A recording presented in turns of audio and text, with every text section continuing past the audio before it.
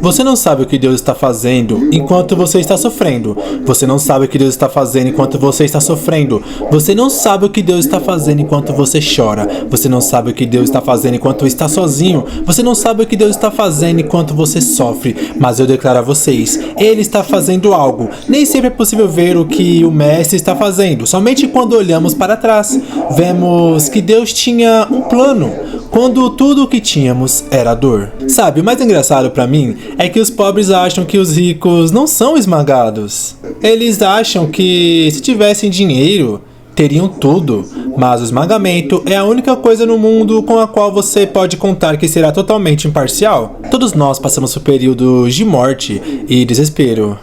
Sonhos destruídos, relacionamentos desmoronam, negócios fracassam e parece que você vai morrer.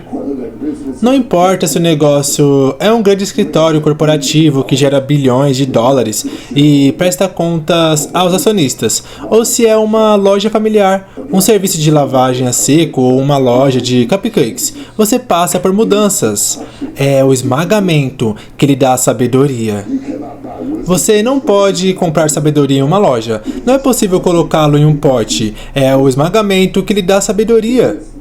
Nelson Mandela foi injustamente preso, trancado em uma prisão no meio de uma ilha por anos, sem nunca saber que enquanto estivesse preso, tendo comida empurrada para ele como um cachorro para comer do chão, ele seria o presidente da África do Sul. E se ele não tivesse suportado a prisão, ele não teria chegado à presidência. Uau, foi a prisão que criou a presidência. Isso é o que é esmagar. É a capacidade de suportar a sabedoria do produtor de vinho, pois o produtor de vinho sabe exatamente onde esmagá-lo. Eu sei que Nelson Mandela não teria escolhido um lugar tão desagradável para ser presidente.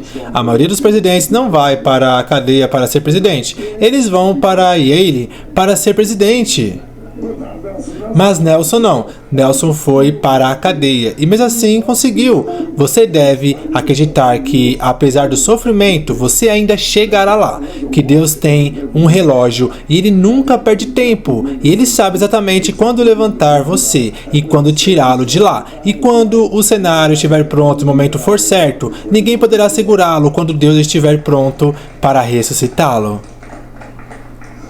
Mas o problema com uma semente é que ela não consegue pensar. Então, ele não entende o sofrimento, não entende a dor e não consegue me ouvir. E às vezes a parte mais difícil de ser um pregador é que você quer muito que as pessoas entendam. E às vezes as pessoas que mais precisam realmente não te ouvem.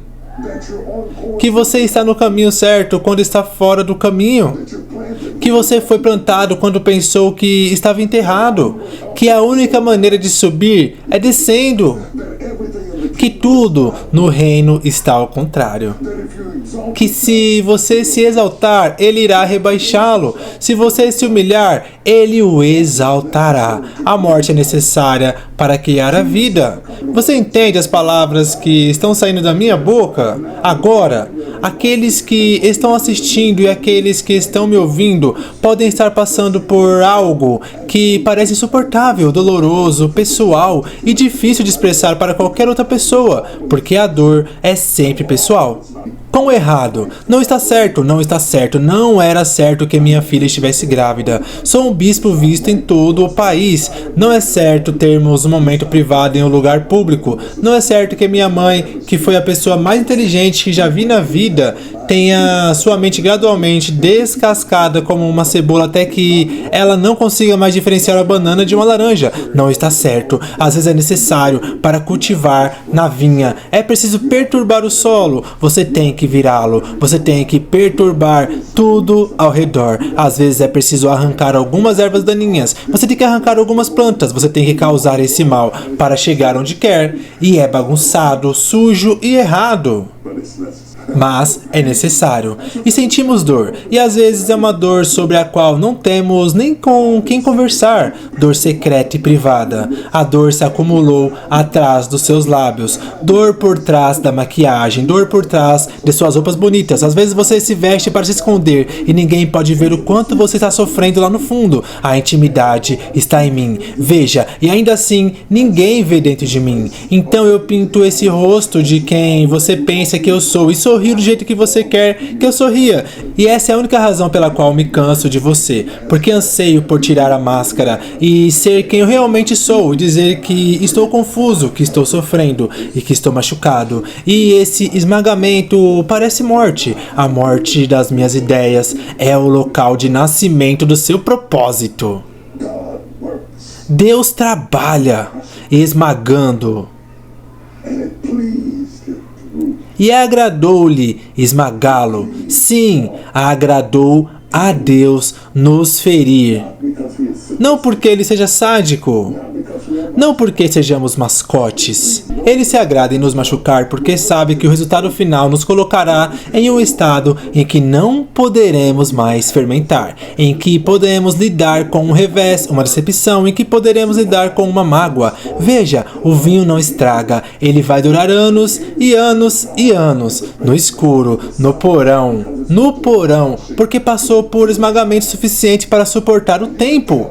E é possível perceber quando uma pessoa foi destruída, porque ela é uma sobrevivente. Pessoas que foram esmagadas são sobreviventes. Quando minha igreja ficou vazia, estávamos passando pela Covid e eu tive que pregar sozinho em um prédio vazio, e eu não preciso de pessoas para fazer o que Deus me chamou para fazer. Não preciso de enredos, não preciso de palmas, não preciso de gritos, não preciso dançar, eu não preciso de um órgão. Tudo o que preciso é o que está em mim. Se Deus está dentro de você, tudo que o esmagamento fará é expulsá-lo. E eu poderia fazer esta observação final. Se Satanás fosse esperto, ele nunca me pressionaria.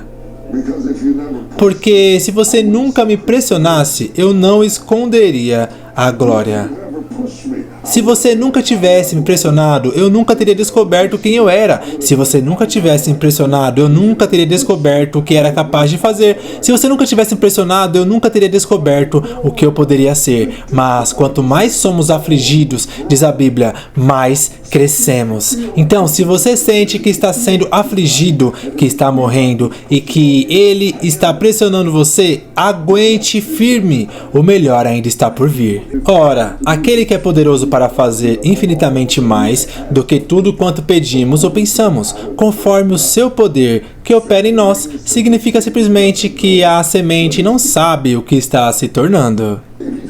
Se ele é capaz de fazer infinitamente mais do que tudo que pedimos ou pensamos, isso significa que não temos ideia do que ele está fazendo quando nos faz. Uau! E a semente não sabe o que o vítreo está fazendo. Ele só precisa confiar nele. Preso aos seus métodos, aprisionado por seu propósito, trancado em uma situação onde você só precisa confiar nele. Eu não acordei a pessoa que você vê hoje, nem de longe, nem de perto. Se você tivesse me conhecido há 18 anos e dito que eu acabaria sendo isso, eu teria rido na sua cara. Se você tivesse me dito aos 16 anos que eu acabaria aqui, todos os meus vizinhos teriam rido na sua cara, meus colegas de classe teriam rido na sua cara. Eu era um garotinho rabugento. Mas eu não sabia o que Deus estava fazendo. Eu pensei que seria músico, mas não sabia o que Deus estava fazendo. Mas aos poucos, passo a passo, dia a dia, situação a situação, Ele estava me conduzindo em direção ao meu propósito e destino. Não apenas pelas portas que se abrem, mas pelas portas que se fecham. Amém? Minha ideia de pessoas ricas eram pessoas que tinham grama no quintal. Pessoas ricas eram aquelas que tinham ar-condicionado e uma campainha significava que você era rico. Apenas uma campainha. Eu não conseguia imaginar ter uma campainha com sinos que tocavam e aquelas coisinhas penduradas. Foi incrível. Eu os vi na TV. O que eu tinha era uma porta de tela rasgada, cortada na base e uma varanda afundada, onde o concreto tinha apodrecido no meio e eu tinha que passar por cima para entrar na casa. E se você não trancar a porta de tela, ela abre. E foi daí que eu vim. Mas eu não sabia o que Deus estava fazendo. E era necessário que eu viesse de lá por causa das alturas que ele me levaria. Eu nunca teria que questionar a mim mesmo por que faço o que faço. Porque eu fiz isso sem dinheiro, sozinho. Sem dinheiro, sem carro, com as luzes apagadas e no desespero, para que agora, quando ele começar a me levar para a terceira idade, eu possa ver Deus fazendo coisas comigo que eu nunca imaginei serem possíveis. Que eu estaria sentado em frente a Oprah Winfrey em seu programa. Foi algo que eu nunca pedi. Quer dizer, é tão difícil que eu escrevi livros que foram traduzidos para vários idiomas ao redor do mundo. Mulher Solta foi traduzido para 12 idiomas diferentes. Eles dizem que é japonês. Não consigo ler, mas acredito que é isso. É mandarim e em chinês. Não consigo ler, mas acredito que seja isso. Isso viria de um cara que estava apenas escrevendo contos na 8ª série. Não consigo entender. Você não sabe o que Deus está fazendo enquanto você está sofrendo.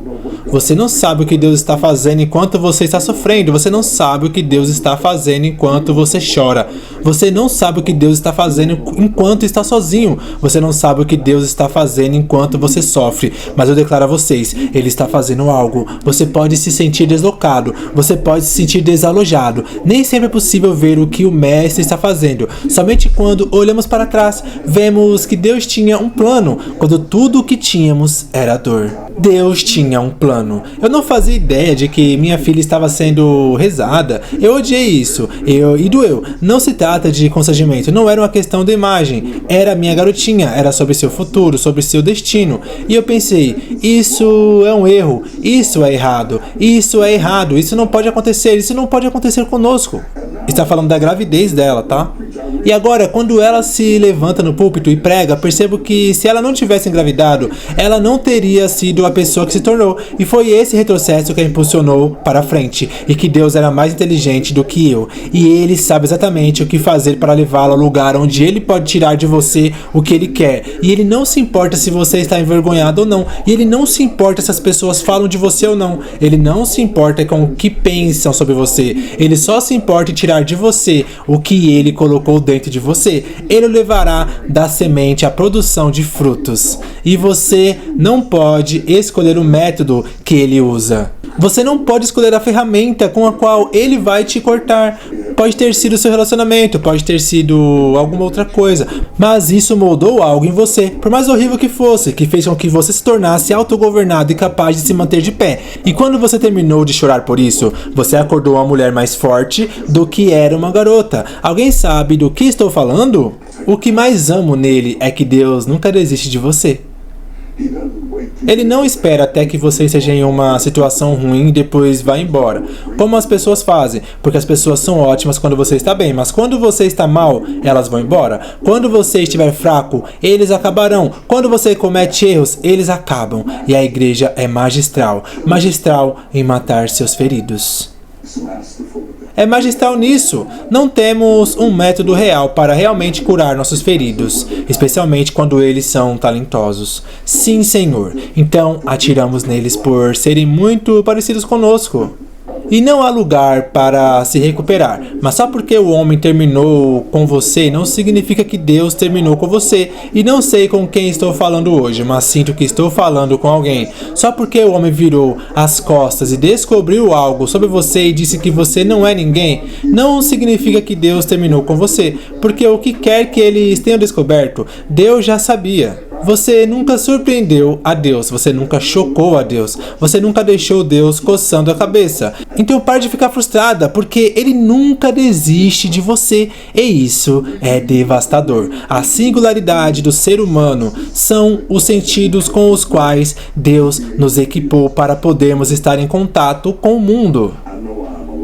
Eu sei que estou vivo porque vejo, sinto, cheiro, toco e sinto meus sentidos. E a mesma coisa com que Ele me equipou, deu um único que me torna capaz de sobreviver mesmo na selva da vida. É também o que me causa desconforto quando minha situação muda.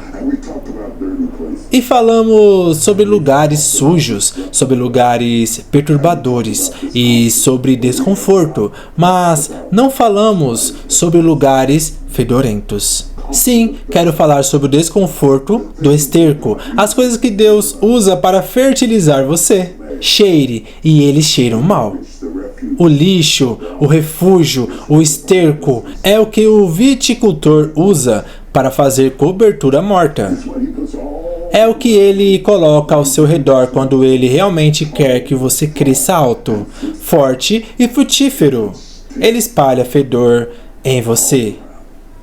Ele espalha fedor em todo lugar e você não consegue comprar colônia suficiente para disfarçar, porque quando fede, fede mesmo.